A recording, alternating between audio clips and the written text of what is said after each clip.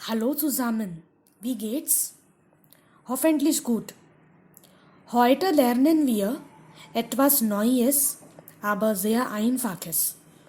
Today we learn something new but very simple. Okay? So let us see what this topic is. Let's go. So today we are going to learn a new question over here. That is wohin.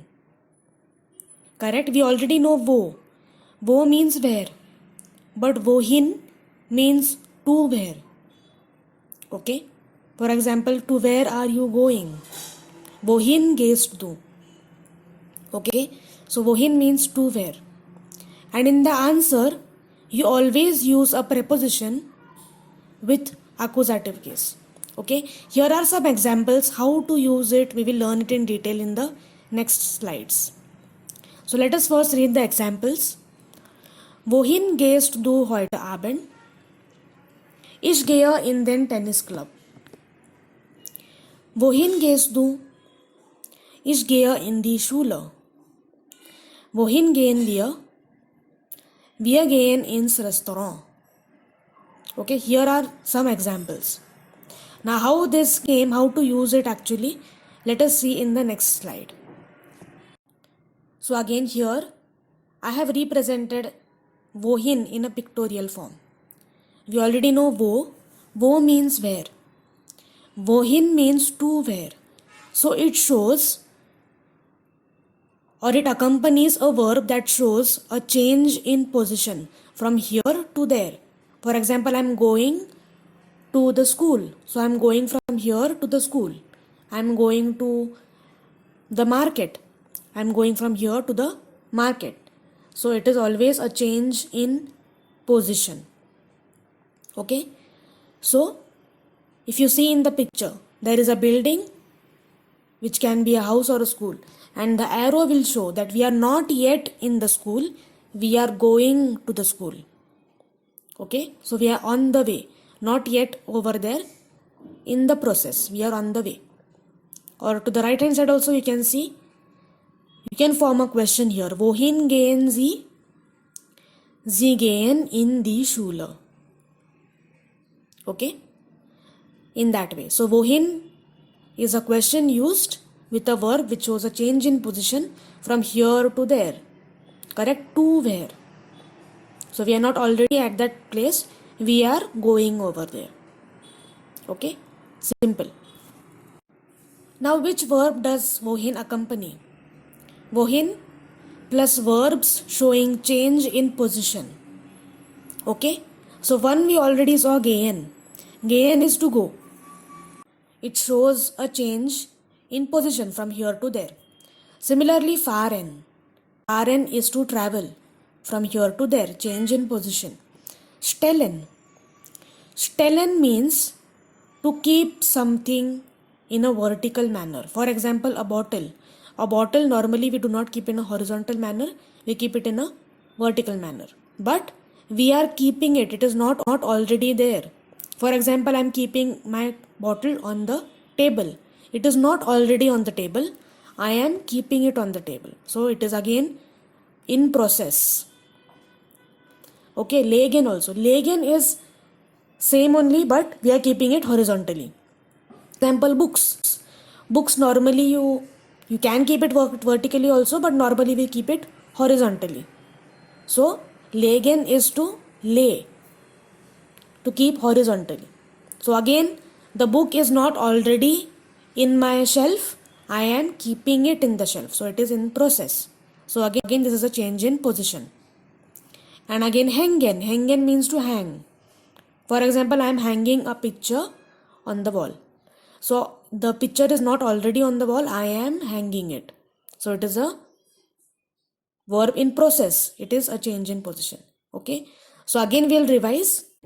Fahren, stellen, legen, hängen. Normally these verbs are accompanied with wohin, to where. Okay. For example, wohin gehst du? Wohin fahren die Weigels?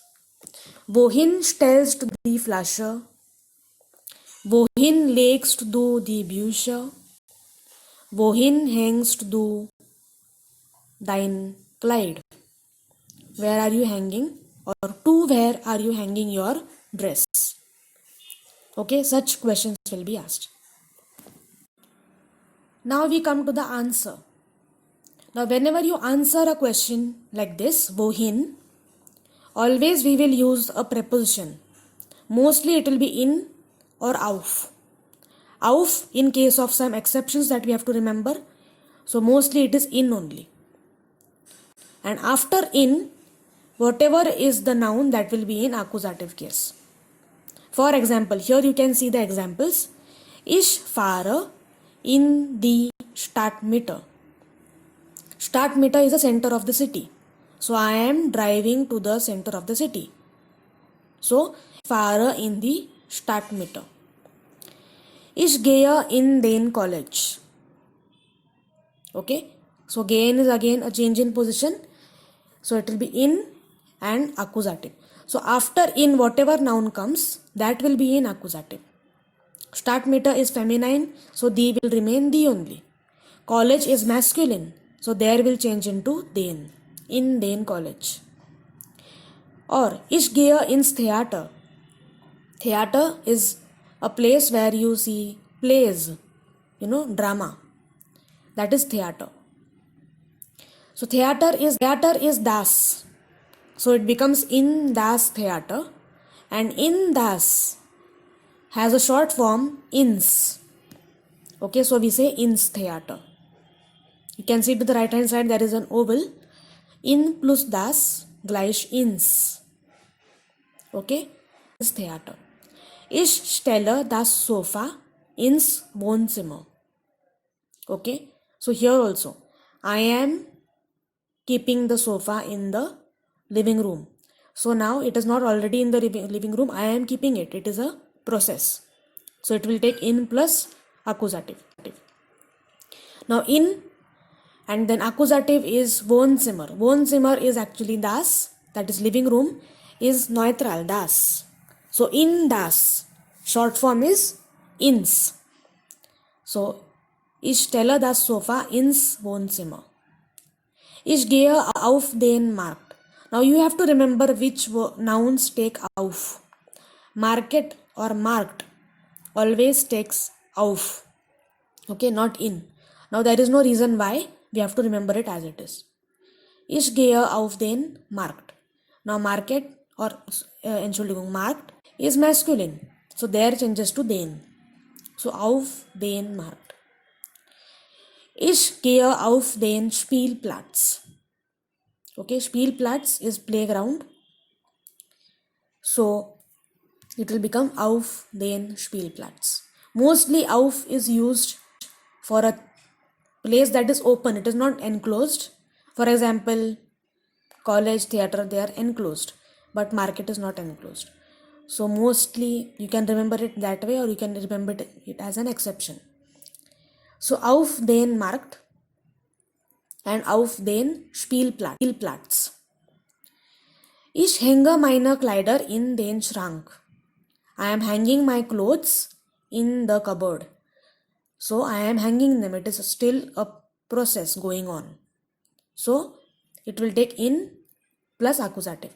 Now Schrank is cupboard, masculine, so it become den, in den Schrank. And ich lege meine Bücher ins Regal. Regal means shelf. Regal is neutral, so it becomes in das shelf. So in das is ins. Okay, very very simple. I will revise once again. The answer is always with a preposition in plus accusative. So every time you use in plus accusative of the noun that follows, and auf in case of exceptions like marked and Spielplatz. Okay, simple. So in or auf plus accusative.